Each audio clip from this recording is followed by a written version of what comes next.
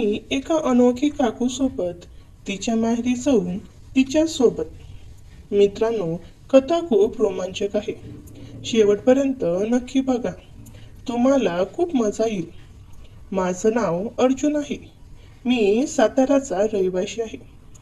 काही दिवसापूर्वीची गोष्ट आहे, जेव्हा मी माझी मुलाखत देण्यासाठी साताऱ्याहून पुण्याला जात होतो.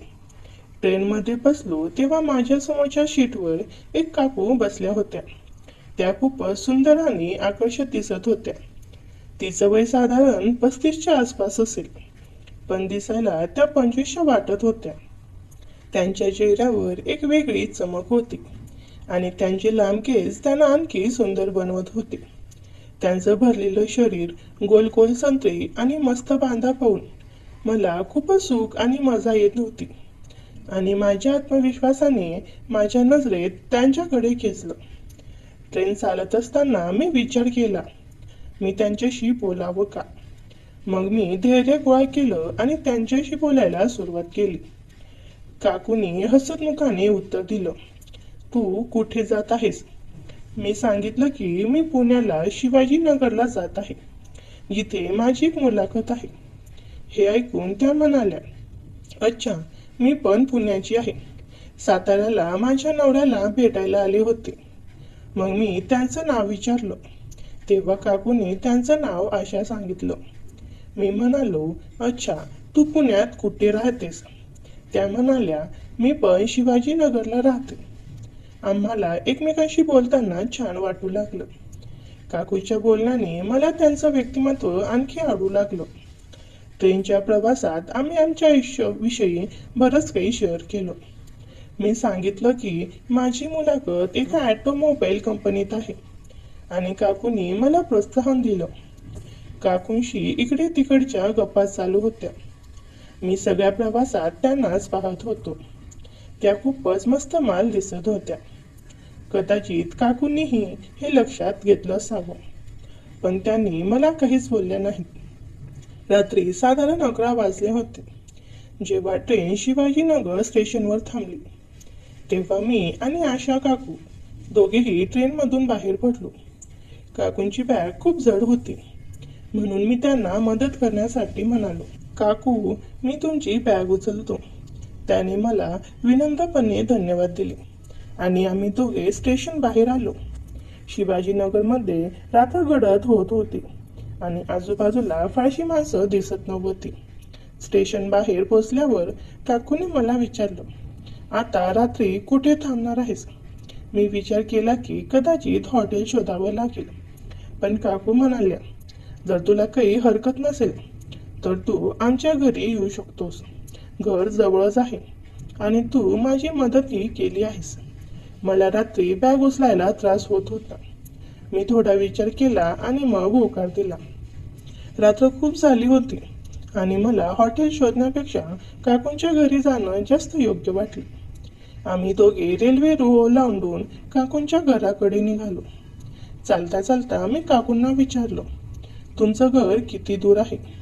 काकू हसत म्हणाल्या, फक्त थोडं दूर पुढे आणि तू पाहशील, माझ्या घराचं वातावरण खूप छान आहे. त्यांच्या बोलण्याने मला दिलासा मिळाला आणि मी विचार केला की कदाचित एका नवीन मैत्रीची सुरुवात असू शकते. जेव्हा आम्ही त्यांच्या घरी पोहोचलो, तेव्हा काकूने दार उघडलं आणि मला आत यायला सांगितलं. आत गेल्यावर मी म्हणालो, थँक्यू काकू. काकू म्हणाल्या, थँक्यू तर मला म्हणावं लागेल. तू माझी खूप मदत केली आहेस. घरात हलकीशी प्रकाशाची उजेड होती आणि भिंतीवर लावलेल्या चित्राने घराला एक खास वातावरण दिलं होतं. मग त्याने मला विचारलं, अर्जुन, तुला भूक लागली आहे का? काय खाशील? मला थोडी भूक लागली होती, म्हणून मी म्हणालो, काकू, भात बनवा, लवकर तयार होईल. काकू हसल्या आणि म्हणाल्या, ठीक आहे, मी जरा अंघोळ करून येते, कारण खूप लांबून प्रवास करून आलो आहे. माझं झाल्यावर तू पण फ्रेश होऊन कपडे बदल आणि थोडा आराम कर. असे सांगून त्या आंघोळीसाठी बाथरूममध्ये गेल्या. मी सोफ्यावर मोबाईल पाहत बसलो होतो आणि 5 मिनिटात मला काकूंचा आवाज बाथरूममधून आला. त्या मला म्हणाल्या, अरे अर्जुन, माझे कपडे मी टेबलवरच विसरले. जरा पटकन घेऊन दे ना, नाहीतर मला उशीर होईल. तेव्हा मी काकूंना म्हणालो, लगेच देतो काकू, थांबा 2 मिनिट. मी जेव्हा त्या कपड्यांजवळ आलो तेव्हा वरती फक्त साडी आणि काकूंचा ब्लाऊज होता. पण जेव्हा मी पूर्ण कपडे उचलले तेव्हा त्यात त्यांचे आतले कपडे सुद्धा होते. ते पाहून माझं डोकं चक्रावलं, कारण अशा कपड्यांची मला पाहण्याची सवय नव्हती. मला माहिती होतं की या कपड्यांची गरज बायकांना भासते. मग मी त्या कपड्यांकडे एकटक नजरेने पाहत होतो. हे बघून माझा सोन्या तर फारच तापला होता. तेवढ्यात परत काकूंचा आवाज बाथरूममधून आला, अरे लवकर दे, इथे खूप थंडी वाजते मला.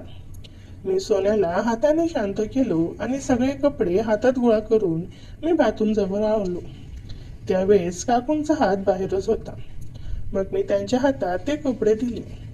त्यानंतर त्याने दरवाजा लावला. पण मला त्या ठिकाणाहून जाण्याची इच्छाच होत नव्हती, कारण त्या कपड्यामध्ये त्या कशा दिसत असाव्यात याची उत्कंठा माझ्या मनात वारंवार येत होती. म्हणून मी मनाला नाराज न करता त्या ठिकाणीच बाथरूमच्या दरवाजाला असणारे होल शोधू लागलो. नशिबाने ते होल मला लवकर मिळालं. मी जेव्हा त्या होलमधून आत डोकावून पाहिलं त्यावेळेस काकूंचा पाठीकडचा भाग माझ्याकडे होता. समोरचं दृश्य पाहून मी वेडा झालो आणि मी त्या दिवसाची वाट पाहू लागलो. थोड्या वेळाने काकू त्यांच्या खोलीतून बाहेर आल्या. त्यांनी काळ्या रंगाची रेशमी नाईटी घातली होती, जी खूपच सुंदर दिसत होती. त्यांचे कपडे साधे होते, पण त्यांच्यावर खूपच छान दिसत होते. मी त्यांना पाहिलं आणि त्या हसत म्हणाल्या, काय झालं, मी ठीक दिसत नाही का? मी लगेच उत्तर दिले, अरे काकू, तुम्ही तर खूपच छान दिसता. यावर त्या हसल्या आणि मग स्वयंपाकघरात जाऊन जेवण बनवायला लागल्या. मग मी पण बाथरूममध्ये गेलो. जिथे जाताच माझी नजर त्या लहान कपड्यांवर पडली. ते बघताच मी सोन्याला रोखू शकलो नाही आणि डोळे मिटून काकूला समोर घेऊन हतबल करू लागलो. मित्रांनो, मला जे फील येत होता ते मी तुम्हाला शब्दातही सांगू शकत नाही. आणि 2 मिनिटातच मी रंगाच्या 5-6 पिचकाऱ्या त्यांच्यावर सोडलो. जेव्हा माझं मन शांत झालं, मग तोंड हात धुवून मी तयार झालो आणि कपडे बदलले. मी एक आरामदायी लोअर आणि टी शर्ट घातला होता. मग मी बाहेर येऊन माझ्या फोनमध्ये काहीतरी पाहत होतो आणि काकूने स्वयंपाकघरात भात आणि भाजी बनवायला सुरुवात केली. थोड्या वेळातच स्वयंपाकघरातून जेवणाचा वास येऊ लागला आणि माझी भूक आणखी वाढली. काकूने मला सांगितलं, जेवण जवळजवळ तयार आहे, तू टेबलवर बस.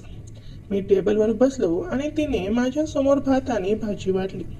आता ती जेवण करायला लागली. जेवताना आम्ही गप्पा मारत होतो. काकूने विचारलं, जेवण कसं आहे? मी म्हणालो, खूप छान आहे. मग काकूंनी विचारलं, आणि घर कसं वाटलं? मी म्हणालो, घर पण छान आहे. मग काकूंनी हळूच विचारलं, आणि घरवाली कशी वाटली? मी थोडा चकित झालो आणि म्हणालो, ती पण खूप छान आहे. यावर त्या थँक्यू म्हणाल्या आणि जेवण करायला लागल्या. आम्ही दोघेही हसत होतो आणि एकमेकांकडून नजर चोरत होतो. मग काकूंनी माझ्याबद्दल विचारलं, मुलाखतीचा वेळ काय आहे? मी सांगितलं, उद्या सकाळी 11 वाजता आहे. आणि काकू म्हणाल्या, मग काही अडचण नाही ना? मी तुझ्यासाठी नाश्ता बनवेन, तू जेवण करून जा. मी पण हो म्हणालो. मग आम्ही दोघांनी जेवण संपवलं. जेवण साधं होतं पण खूपच चवदार होतं. आम्ही एकत्र बसून जेवलो आणि गप्पा मारल्या. त्यांनी त्यांच्या कुटुंबाबद्दल सांगितलं की त्यांचा नवरा साताऱ्याला काम करतो आणि त्या शिवाजीनगरला एकट्या राहतात. त्यांच्या हसतमुख स्वभावाने माझ्या मनात त्यांच्याबद्दल आणखी आदर वाढला. रात्र खूप गडद झाली होती आणि आम्ही जेवण करून भांडी स्वच्छ केली. मग काकू म्हणाल्या, तुला आता विश्रांती घ्यायला हवी, उद्या सकाळी लवकर उठायचं आहे ना? मग मी विचारलं, तू कोणता परफ्यूम वापरतेस? तुझ्या खोलीतून खूप छान वास येतो. यावर त्या हसत म्हणाल्या, हा सगळा लेडीज परफ्यूम आहे, तुझ्या कामाचं नाही. रात्रीच्या शांततेत जेव्हा सगळं काही शांत होतं तेव्हा मी काकूंच्या खोलीत झोपलो होतो. थोड्या वेळाने काकू खोलीत आल्या आणि हसत म्हणाल्या, तू आणखी काही सांगणार आहेस का? मी हसत म्हणालो, काय विचारायचं आहे? काकूंनी माझ्या डोळ्यात पाहत सांगितलं, जर तुझी नोकरी इथे लागली तर तू कुठे राहशील? मी थोडा विचार करून म्हणालो, भाड्याने खोली घ्यावी लागेल. त्या थोड्या शांत झाल्या. मग म्हणाल्या, तू माझ्या घरी राहू शकतोस का? मी थोड्या संकोचाने म्हणालो, काकू मी तुमच्या घरी कधीपर्यंत राहीन? काकू हसत म्हणाल्या, जोपर्यंत तुला राहायचं आहे. मी म्हणालो, नाही काकू, असं बरं दिसणार नाही. त्या समजल्या आणि म्हणाल्या, ठीक आहे, भाड्याने राहा. जे भाडं तू बाजारात देशील ते मला देत जा. तुझ्या सोबतीने माझंही मन लागेल. मी या प्रस्तावावर विचार केला. खरंच हा एक चांगला विचार होता. मी म्हणालो, ठीक आहे, आधी नोकरी तरी लागू दे, मग बघू. काकू म्हणाल्या, तुझी नोकरी पक्की आहे. मी हसत म्हणालो, तुला कसं कळलं? त्या म्हणाल्या, फक्त मला कळलं. मी म्हणालो, बघू. काकूने पुन्हा विचारलं, जर नोकरी लागली तर तू माझ्या घरीच राहशील ना? मी होकारार्थी मान हलवली. त्यामुळे आमच्यात एक चांगली समजूत झाली होती. मग थोड्या वेळ गप्पा मारल्यानंतर मी म्हणालो, काकू आता आपण झोपलं पाहिजे, उद्या मला जायचं आहे. काकू म्हणाल्या, अरे हो, मलाही जॉबवर जायचं आहे. त्या पण एका कंपनीत काम करत होत्या. मी विचारलं, मी इथे झोपू का? काकू म्हणाल्या, तू माझ्याजवळ झोप, आपण दोघे एकत्र झोपू. मी थोडी हिचकीच दाखवली आणि म्हणालो, नाही, मला दुसऱ्या खोलीत झोपायचं आहे. काकू म्हणाल्या, दुसऱ्या खोलीत साफसफाई नाही, तू इथेच माझ्या खोलीत झोप. शेवटी मी त्यांचं ऐकलं. मी त्यांना गादी मागितली आणि खाली बसून झोपलो. काकू म्हणाल्या, हा, माझ्या बेडवर माझ्यासोबत झोप. मी नकार दिला, पण काकूंनी जास्त काही बोलले नाही. त्या मला खांदा देऊन बेडवर झोपल्या आणि मी खाली झोपण्याचा निर्णय घेतला. हळूहळू खोलीचं वातावरण शांत झालं. रात्रीच्या शांत वातावरणात मला वाटलं की ही अनोखी भेट कदाचित एका नवीन अध्यायाची सुरुवात असू शकते. आता रात्री साधारण 1 वाजला. मी उठलो आणि बाथरूमला गेलो. जेव्हा परत आलो तेव्हा पाहिलं की काकू माझ्याकडे पाठ करून झोपल्या होत्या आणि त्याची नाईटी वरपर्यंत सरकली होती. त्यांचं सगळं काही स्पष्ट दिसत होतं. हे पाहून माझी अवस्था बिघडली, पण मी स्वतःला सावरलं आणि झोपलो. सकाळी काकूंनी 6 वाजता मला उठवलं आणि म्हणाल्या, उठ आणि आता चहा घे. मी नकार देत म्हणालो, काकू मी चहा पित नाही. यावर काकू म्हणाल्या, काही हरकत नाही, थोडासा तरी घे, मी तुझ्यासाठी खूप प्रेमाने बनवलं आहे. मी काकूकडे पाहिलं तेव्हा त्यांच्या डोळ्यात एक वेगळी चमक होती आणि त्यांचं बोलण्याचं ढंगही बदललं होतं. आता त्या प्रत्येक वेळी दुहेरी अर्थाने बोलत होत्या, पण मी अनोळखी बनून सगळं दुर्लक्ष करत होतो. मग मी तयार होऊन निघालो. काकू म्हणाल्या, मुलाखतीनंतर मला भेटून जा आणि नोकरीचं काय झालं मला सांगून जा. मी ठीक आहे म्हणत निघालो. मी एक ऑटो पकडला आणि मुलाखतीसाठी पोचलो. जेव्हा मी दुपारी 3 वाजता परत आलो तेव्हा काकूचं घर लॉक होतं. माझे कपडे अजूनही आतच होते आणि मी काकूंचा फोन नंबर घ्यायचा विसरलो होतो. मी काकूंच्या येण्याची वाट पाहिली. संध्याकाळी 5 वाजता काकू आल्या. त्या जीन्स आणि टॉपमध्ये खूपच मस्त दिसत होत्या. येताच काकू म्हणाल्या, अरे सॉरी, मी तुला विसरलेच की तू माझी वाट पाहत असतील. त्यांनी पटकन गेट उघडलं आणि आत यायला सांगितलं. मग काकू म्हणाल्या, तू थोडा थांब, मी कपडे बदलून येते. आज काकूंनी लोअर आणि एक्सेल टी शर्ट घातला होता. काकू म्हणाल्या, आता सांग काय झालं? मुलाखत चांगली झाली का? नोकरी लागली नाही असं कसं होऊ शकतं? त्याने तुला नकार कसा देऊ शकतात? असं वाटत होतं की जणू त्यांना त्याचा खूप दुःख झालं आहे. मी काकूंना सांगितलं की अशी काही गोष्ट नाही, माझी नोकरी लागली आहे आणि मला 3 दिवसांनी जॉईनिंग करायची आहे. यावर काकू नाराज होऊन म्हणाल्या, अर्जुन, मला परत गावाला जायचं आहे. माझी आईची तब्येत खराब झाली आहे. तू थोडे दिवस माझ्या घरात राहू शकतो. त्याला तू आपलाच घर समज. मी लवकर परत येते. हे ऐकून मी पण खुश झालो, कारण मला पण गावावरून माझे कपडे आणायचे होते. मग मी काकूंना म्हणालो, मला पण तुमच्यासोबत गावाला यायचं आहे.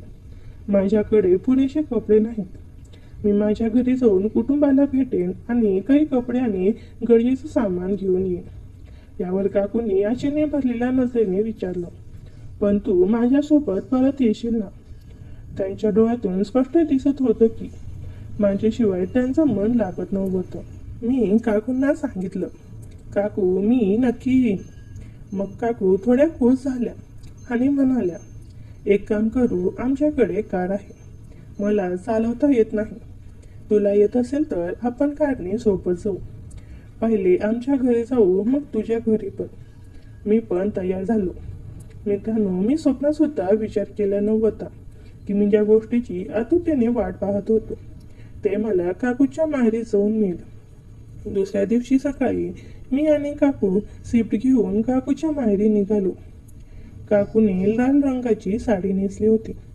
त्यात ती खूपच मस्त दिसत होती. सुमारे 6 तासांचा प्रवास होता. 2 तासानंतर काकूने गाडी थांबवायला सांगितली.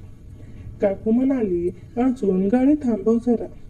मी म्हणालो, का गं काकू, काही काम आहे का? काकू म्हणाली, हो अर्जुन, मला जरा जोराने बाथरूम आली आहे. मी गाडी एका झाडाजवळ थांबवली. तिला एकटं जाऊ द्यायचं नव्हतं, म्हणून मी म्हणालो, काकू मला पण जायचं आहे. काकू म्हणाली, ठीक आहे, तू पण उतर आणि मोकळं होऊन ये. मी झाडाजवळ उभा राहिलो आणि काकू थोडं पुढे झाडीत गेली. मी तिथून सगळं काही पाहू शकत होतो.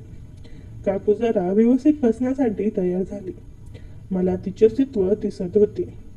ते पाहून माझी भावना दाटून आली. मग काकूने मागे वळून पाहिले तेव्हा मी तिच्याकडे दुर्लक्ष केलं. पण माझी भावना दाटून आली होती. कदाचित माझ्या काकूला ही माझी भावना दिसली असेल. काकू गाडीजवळ आली आणि म्हणाले, अर्जुन तू किती वेळपर्यंत करणार? मी म्हणालो, झालं माझं, आलो आत्ताच. मी लगेच आवरून आम्ही पुढे निघालो. साधारण 4 तासांनी आम्ही गावाजवळ पोहोचलो आणि काकू त्यांच्या बाबांसाठी काहीतरी खायला घेऊन जायला बघू लागली. मग काकूला सफरचंद दिसले. काकूने आपला पटवा काढून दुकानवाल्याला पैसे दिले. काही वेळाने आम्ही काकूच्या माहेरी आलो. काकूचे आई बाबा आमच्या वाटेकडे पाहत होते. त्यांचं घर खूप मोठं होतं, पण त्यात फक्त ते दोघेच राहत होते. काकूने डॉक्टरांशी बोलून त्यांच्या सल्ल्यानुसार काही औषध मागवली आणि बाबांना दिल्या. रात्री आम्ही सगळ्यांनी मिळून जेवण केलं. जेवण झाल्यावर मी माझ्या खोलीत जाऊन झोपलो. सकाळी उठलो आणि बाथरूमकडे गेलो, पण दरवाजा आतून बंद होता. मी आवाज दिला. मी म्हणालो, कोण आहे आत? तर आतून काकू म्हणाली, अर्जुन मी आहे, थोडं थांब, 2 मिनिटात येते. थोड्या वेळाने काकू टावेल गुंडाळून बाहेर आली. काकूने टावेल घेतला होता, जो फक्त गुडघ्यापर्यंत येत होता. ती बाहेर येताना थोडी घाईत होती, त्यामुळे अचानक माझ्याशी हलकीशी धडक झाली आणि टावेल थोडासा निसटला. काकूने पटकन टावेल सावटला आणि स्वतःला व्यवस्थित केलं. मी म्हणालो, ओ सॉरी काकू. काकू हसून म्हणाली, काही नाही रे अर्जुन, जाऊ दे. असं म्हणत ती हसतच आपल्या खोलीत निघून गेली. मी इकडे बाथरूममध्ये शिरलो. मी आत गेलो तर मला दिसले की काकूंच्या व्यक्तिमत्वाचे कवर पडलेले होते. माझ्या थोडी थंडी होती, म्हणून मी त्याला माझ्या भावने भोवती गुंडाळले आणि त्याने पुसू लागलो. काकूला आठवण करून मी हतबल केले आणि सर्व रंग त्या कवरच्या वर टाकले. मग मी अंघोळ करून बाहेर आलो आणि नाश्ता करून घराच्या बाहेर बसलो. थोड्या वेळाने काकूही आली आणि माझ्यासोबत बसून गप्पा मारू लागली. काकू म्हणाली, अर्जुन नानीच्या घरी येऊन कसं वाटलं? मी म्हणालो, काकू नानाचं घर तर खूप मस्त आहे. काकू म्हणाली, अर्जुन आपलं एक फार्म हाऊसही आहे. ते इथून फक्त अर्धा किलोमीटर अंतरावर आहे. घराच्या मागच्या बाजूनेच तिकडे जाण्याचा रस्ता आहे. नानाचं घर गावापासून थोडंसं दूर मोकळ्या जागेत होतं. आसपास काही घरे होती, पण तीही थोडी दूर दूर होती. मी म्हणालो, काकू आपण तिकडे फिरायला जाऊया का? मला पण पाहायचं आहे. काकू म्हणाली, ठीक आहे अर्जुन, मी आईला सांगून येते. काही मिनिटातच मी काकूसोबत त्यांच्या फार्म हाऊसवर पोहोचलो. काकूने काळ्या रंगाची साडी नेसली होती. मी म्हणालो, फार्मवर कोणी नाही का? कुणीच दिसत नाही. काकू म्हणाली, हो अर्जुन, आता उन्हाळा असल्यामुळे फार्म बंद आहे. सध्या कोणतीही पीक नाहीत, त्यामुळे मजूरही नाहीत. आम्ही दोघं फार्म हाऊसच्या आत शिरलो. तिथे छोटं घर होतं. खूप छान दिसत होतं. मग आम्ही घराच्या छतावर गेलो. तिथून मी पाहिलं तर जवळच एक छोटंसं तळ होतं. त्याचं पाणी अगदी स्वच्छ होतं. मी ते काकूलाही दाखवलं. मी म्हणालो, काकू ते तळ किती मस्त आहे ना. माझं तर अंघोळ करण्याचं मन होतंय. आपण तिकडे जाऊया का? काकू म्हणाली, अर्जुन, मन तर माझंही होतंय. काकू थोडीशी चिंताग्रस्त वाटली आणि म्हणाली, पण आपण कपडे आणले नाहीत. मी म्हणालो, अगं काकू, खाली रूममध्ये कदाचित काही टॉवेल्स असतील, मी आणतो. काकू थोडी संकोचली आणि म्हणाली, पण फक्त टॉवेलमध्ये. मी हसत म्हणालो, अगं काकू, आपण दोघंच आहोत तिथे, दुसरं कोणी नाही. लाजण्यासारखं काही नाही. आणि मी तुला आधीही टॉवेलमध्ये पाहिलं आहे. काकूने थोडा विचार केला आणि म्हणाली, ठीक आहे, जाऊया. मग आम्ही दोघं तलावाच्या काठीशी पोहोचलो. मी टॉवेल लपेटून तलावात परतलो आणि पाण्यात जाऊन आनंद घेत होतो. मग मी काकूकडे बघत म्हणालो, काकू तू पण ये ना, खूप मजा येते. काकू थोडा वेळ विचार करत होती. नंतर ती मोकळी झाली आणि तलावाकडे आली. काकू पाण्यात उतरली आणि काही क्षण शांतपणे उभी राहिली. नंतर तिने हळूच माझ्याकडे फिरवली आणि ओलसर कपडे अलगद बाजूला ठेवले. थोड्याच वेळात ती पाण्यात अधिक मोकळीपणाने बुडू लागली. माझी अवस्था वाईट होती. मग काकू माझ्याकडे वळली आणि मी पाहिले की काकूचा टॉवेल तिच्या अस्तित्वाच्या फक्त 4 इंच खाली होता. त्यानंतर काकू माझ्याकडे पाहून हसली आणि म्हणाली, काय बघतोस रे? मी सहजपणे म्हणालो, काकू तू खूप सुंदर दिसतेस. मी हलकस हसली आणि म्हणाली, थँक्स अर्जुन. त्यानंतर आम्ही जवळपास तासभर एकत्र मस्ती केली. त्या दरम्यान मलाही अनेक वेळा काकूच्या व्यक्तिमत्वाला अनुभवता आले. एकदा काकूचा टॉवेल उघडा होता आणि तिचे अस्तित्व माझ्यासमोर मोकळे होते. पण काकूने हसत हसत स्वतःला वळवले होते आणि तरीही मला तिचे व्यक्तिमत्व आणि अस्तित्वाची झलक दिसत होती. बराच वेळ पाण्यात खेळल्यानंतर आम्ही दोघं बाहेर आलो आणि पाहिलं तर आमचे सगळे कपडे ओले झाले होते. कपडे पाण्याच्या अगदी जवळ ठेवल्यामुळे खेळताना उडणाऱ्या पाण्याने ते भिजले असावेत. मी काकूकडे पाहत म्हणालो, काकू आपले सगळे कपडे ओले झालेत. मी विचार करत म्हणालो, आता काय करायचे? काकू म्हणाली, अर्जुन, आधी फार्म हाऊसवर जाऊया, मग बघू काय करायचं. आम्ही दोघं घरात आलो. मग काकू म्हणाली, एक काम करूया, सगळे कपडे छतावर वाळत टाकू आणि मी आईला फोन करून सांगते की आपण संध्याकाळी परत येतो. मी मान डोलावली. ठीक आहे काकू. नंतर काकूने तिच्या आईला फोन करून कळवलं की आम्ही फार्म हाऊसवर आहोत आणि संध्याकाळी घरी येऊ. मग आम्ही दोघांनी मिळून कपडे छतावर वाळत घातले. त्यावेळी आम्ही दोघेही फक्त टॉवेलमध्ये होतो. आम्ही खाली येऊन खुर्चीवर बसलो आणि बोलू लागलो. मी म्हणालो, काकू आपल्याला सर्दी होईल कारण आपण दोघांनी ओली टॉवेल घातले आहेत. काकूलाही असंच वाटत होतं. पण काकू म्हणाली, हो अर्जुन, पण काय करायचं? मी म्हणालो, काकू मला एक आयडिया आहे. काकू म्हणाले, काय? मी म्हणालो, आपण दोघं काही वेळ टॉवेलशिवाय राहूया आणि टॉवेल सुकल्यावर परत घालू. काकू म्हणाली, चांगली कल्पना आहे, पण बा मी तुझी काकू आहे, मी एक स्त्री आहे. मी म्हणालो, काकू मी तुझा मुलगा सारखा आहे, तू कशासाठी लाजत आहेस? अगदी लहानपणीही तू मला असे पाहिले आहेस. काकू म्हणाली, ठीक आहे अर्जुन, तुला काही प्रॉब्लेम नसेल तर मी पण मान्य करते. मग काकूने घराचा दरवाजा आतून बंद केला आणि आम्ही दोघंही मोकळे बसलो. काकू हाताने तिचे अस्तित्व लपवत होते, पण तिचे व्यक्तिमत्व सगळे दिसत होते. माझी भावनाही दाटून आली होती. मग काकूने माझी भावना दाटून आलेली पाहिली. थोडा वेळ आम्ही दोघं तशीच बसून होतो. मग थोडी तहान लागली. मी काकूला म्हणालो, काकू मला खूप तहान लागली. काकू म्हणाली, अजून घरात पाणी नाहीये. कदाचित बाहेर एखादा टप असावा. पण अजून आपण तर अशी आहोत. काकू थोड्या संकोचात म्हणाली, आपण बाहेर जाऊ शकत नाही. मी म्हणालो, पण काकू मला खूप तहान लागली आहे. काकू म्हणाली, अर्जुन तू एक काम करशील का? पण ते कुणालाही सांगू नकोस. मी म्हणालो, हो काकू. काकू म्हणाली, अर्जुन एक काम कर, तू माझ्या व्यक्तिमत्वातले दूध पी. मी म्हणालो, काकू तुझ्या व्यक्तिमत्वात अजूनही दूध आहे का?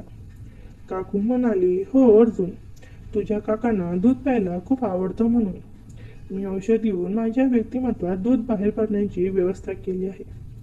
मी माझी खुर्ची काकूजवळ आणली आणि तिच्याजवळ बसलो आणि व्यक्तिमत्वातून दूध पिऊ लागलो. पण दूध येत नव्हतं, पण खूप मजा येत होती. मी तिच्या डोळ्यात पाहिलं आणि तिच्या डोळ्यातून प्रभावी झालेली अवस्था वाहताना दिसली. मला समजले की माझ्या काकूला पण माझ्या भावनेची तहान लागली आहे. काकूने माझा एक हात तिच्या व्यक्तिमत्वावर ठेवला आणि म्हणाली, अर्जुन पण दाबू नकोस. मी म्हणालो, होय काकू. मी म्हणालो, काकू दूध खूप गोड आहे. माझी भावना दाटून आलेली होती. आता काकू आवाज करू लागली. काकू म्हणाली, मला खूप तहान लागली आहे. अर्जुन. मग मी काही मिनिटांनी दूध प्यायचे सोडले आणि तिच्या व्यक्तिमत्वाला सुंदर वेळ देऊ लागलो. आम्ही दोघंही प्रभावी झालो होतो. थोड्या वेळाने मी काकूला आत बेडरूममध्ये घेऊन गेलो. ती पूर्णपणे हिरोईनसारखी दिसत होती. काकू म्हणाली, अर्जुन हे कोणालाही सांगू नकोस. हे प्रकरण फक्त आपल्या दोघांमध्येच राहावे. मी म्हणालो, हो काकू. मग मी काकूच्या जीवनावर भावना घासू लागलो. काकू हळू आवाजात म्हणाले, अर्जुन तू पॉकेट आणलास ना? मी नाही म्हणाले. काकू म्हणाली, ठीक आहे. तू एक काम कर, शेवटच्या वेळी जेव्हा रंग सोडणार आहेस तेव्हा ते माझ्या जीवनात सोडू नकोस. रंग बाहेर टाक, नाहीतर तू बाप होशील. मी म्हणालो, हो काकू, मी रंगाची पिचकारी बाहेर सोडेल. मग मी माझी भावना तिच्या जीवनात टाकली तर काकू ओरडली, अरे त्याला बाहेर काढ. मी माझी भावना बाहेर काढली आणि काकूला विचारले, काकू काय झाले? काकू म्हणाली, तू एक काम कर, थोडं तेल आण आणि ते तुझ्या भावनेला लाव आणि थोडं जीवनावर पण. मग मला सुंदर वेळचा अनुभव दे. मी थोडे तेल आणले आणि तिच्या जीवनावर लावले आणि माझी भावना आत टाकून सुंदर वेळचा अनुभव तिला देऊ लागलो. मी म्हणालो, अरे आई, मला खूप मजा येत आहे. सुमारे 30 मिनिटे सुंदर वेळ घालवल्यानंतर मी पिचकारीतून रंग सोडणार होतो. मी म्हणालो, अरे काकू, मीच रंग सोडणार आहे. काकू म्हणाली, अर्जुन रंग जीवनात सोडू नकोस. मी सुंदर वेळचा अनुभव घेत असताना चुकून सर्व रंग बाहेर आला. मी म्हणालो, अरे काकू, मला माफ कर, चुकून झालं. काकू म्हणाली, अर्जुन तू काय केलंस? माझी भावना अजूनही तिच्या जीवनातच होती. काकू म्हणाली, अर्जुन एक काम कर, संध्याकाळी कोणत्याही मेडिकल स्टोअरमधून औषध आणि काही पॉकेट घेऊन ये. मी म्हणालो, हो काकू, चांगली कल्पना आहे. त्यानंतर आम्ही दोघांनी फार्म हाऊसमध्ये 3 वेळा सुंदर वेळचा अनुभव घेतला. मग आम्ही घरी आलो. संध्याकाळी मी मेडिकलवरून काही गोळ्या आणि पॉकेट आणले आणि काकूंना दिले. रात्री काकूने आईला सांगितलं, मी अर्जुनसोबत खोलीत झोपते. त्यांना यावर काही अपेक्षा नव्हता. अशा प्रकारे आम्ही काही दिवस नानाच्या घरी राहिलो. रोज दुपारी आणि रात्री उशिरापर्यंत आम्ही आनंदाने वेळ घालवत होतो. मग एके दिवशी आम्ही सकाळी लवकर उठलो. गावातून परतण्याची तयारी सुरू केली. काकूंनी नानाजी आणि नानींना निरोप दिला. नानाजींची तब्येत आता बरी सुधारली होती, त्यामुळे त्यांच्या चेहऱ्यावर समाधान दिसत होतं. नानी म्हणाल्या, बेटा अर्जुन, लवकर परत या. काकूने हसत होकार दिला आणि मी गाडीची चावी हातात घेतली. काकूने आज गुलाबी रंगाची साडी नेसली होती आणि तिच्या चेहऱ्यावर एक वेगळी चमक होती. कदाचित गावातील त्या खास क्षणामुळे ती थोडी मोकळी आणि आनंदी वाटत होती. आम्ही गाडीत बसलो आणि माझ्या गावाकडे जायला निघालो. माझ्या गावाला गेल्यावर सगळे मला बघून खुश झाले आणि काकूला बघून आईने मला विचारले, ही कोण आहे? मी म्हणालो, आई ही काकू आहे. पुण्याला मी त्यांच्या खोलीत भाड्याने राहतो. मी काकूविषयी सर्वांना समजावून दिलो. एक दिवस मुक्काम राहून सकाळी आम्ही निघायच्या तयारीत होतो. तेवढ्यात दीपक, माझा लहान भाऊ, आमच्यासोबत येण्याचा हट्ट करायला लागले आणि आमच्यासोबत आलाच. मित्रांनो, दीपकच्या येण्याने घरात गडबड वाटली. ते फक्त आम्ही दोघे समजत होतो. पुढे माझ्यासोबत जे काही घडलं ते मी तुम्हाला शब्दातही सांगू शकत नाही. पहिले 2 तास शांततेत गेले.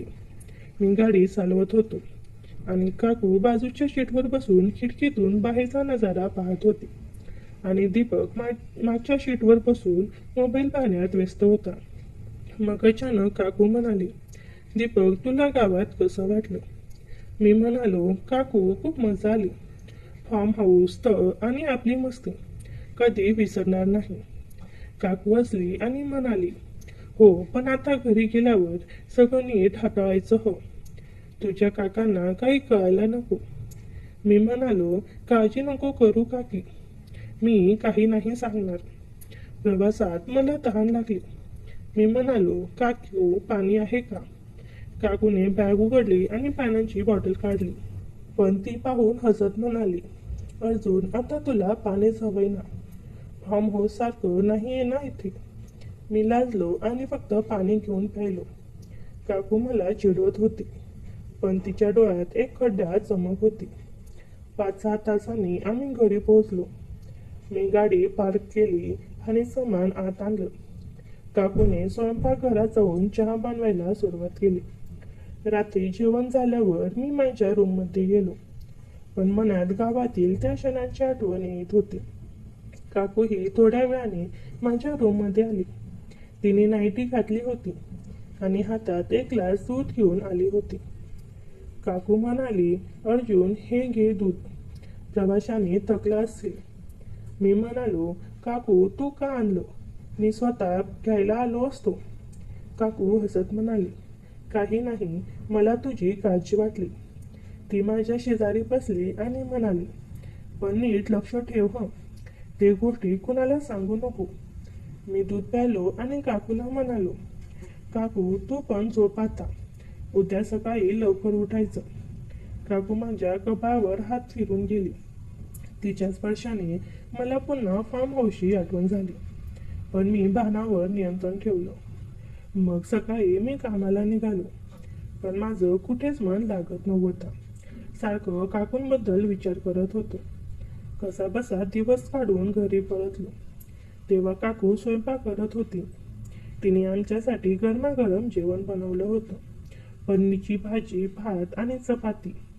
जेवताना मी काकूला म्हणालो, काकू, दीपकला पण आता काही जॉब मिळायला हवं, तो घरी किती दिवस बसून राहणार आहे? काकू म्हणाली, हो ठीक आहे, पण त्याचा अभ्यासही चालू ठेवू द्या. तेवढ्या दीपक म्हणाला, हो काकू, मी दोन्ही सांभाळेन. रात्री दीपक लवकर झोपला, कारण आम्ही थकलेलो होतो. मी आणि काकू हॉलमध्ये बसून TV पाहत होतो. काकूने मला हळूच विचारलं, अर्जुन, तुला गावातली मजा आठवते का? मी म्हणालो, हो काकू, खूपच. काकू हसत म्हणाली, पण आता घरी कसं काही नाही हो, दीपक आहेत ना? मी म्हणाले, हो काकू, समजलं, पण माझ्या मनात एक खड्या कल्पना आली. मी म्हणालो, काकू, दीपक झोपला की आपण गप्पा मारूया का? काकू म्हणाली, ठीक आहे, पण फक्त गप्पा हं. रात्री 11 वाजता दीपक आड झोपेत होता. मी काकू टेरेसवर गेलो. तेथे थंड हवा सुटली होती. काकूने मला जवळ घेतलं आणि म्हणाले, अर्जुन, तुला माझी खूप काळजी वाटते ना? मी म्हणालो, हो काकू, तू माझ्यासाठी खूप खास आहेस. काकू म्हणाली, अर्जुन, मी पण तुझ्यावर खूप प्रेम करते. गावात जे झालं ते तिथेच ठेवूया. मी मान डोलावली, पण मनात एक वेगळी जाग होती. काकूने मला मिठी मारली आणि आम्ही खाली आलो. त्या रात्री मी स्वप्नात पुन्हा फार्म हाऊस पाहिलं, पण ते स्वप्नच राहिलं. मित्रांनो, एक दिवस जेव्हा मी कामावरून घरी आलो, तेव्हा मला आमच्या ओठ्यावर एक पॉकेट पडलेला दिसला. मी ते उचलून पाहिलं तर मी दंगच राहिलो आणि विचार करू लागलो की काकू आणि दीपक दोघेच घरी आहे. नेमकं हे पॉकेट इथे कशी काय आले आणि याचा वापर कोण करत आहे? मला काहीतरी गोंधळ वाटलं, म्हणून मी खिडकीतून आतमध्ये डोकावून पाहिलं. तर मित्रांनो, समोरचं दृश्य पाहून माझी पायाखालची जमीनच सरकली. त्या दिवशी नेमकं काय घडलं हे जाणून घ्यायचं असेल तर आपल्या नवीन चॅनल BM मराठी कथा या चॅनलवर पुढचा भाग 2 मध्ये लगेच पाठवणार आहे. त्यासाठी नवीन चॅनलला सबस्क्राईब करा. पुढे कथा खूप रोमॅन्टिक आहे. लिंक डिस्क्रिप्शनमध्ये आहे, पाहायला विसरू नका. धन्यवाद.